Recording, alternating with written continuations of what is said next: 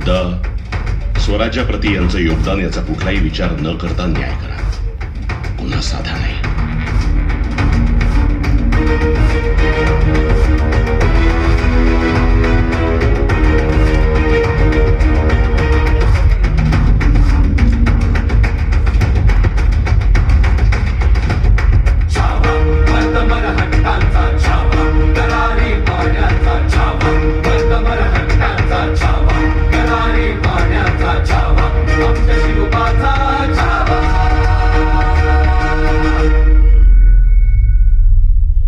पंतांची तलवार आणि बुद्धी नेहमीच स्वराज्य निर्मितीसाठी झिजली आहे.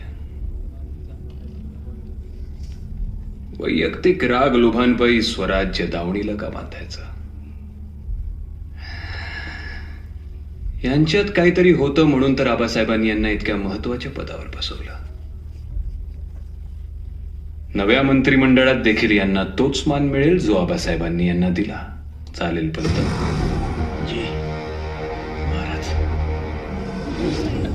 पंत, फक्त ही शेवटची चूक असू द्या, कारण संभाजी गुन्हा एकदाच माफ करतो,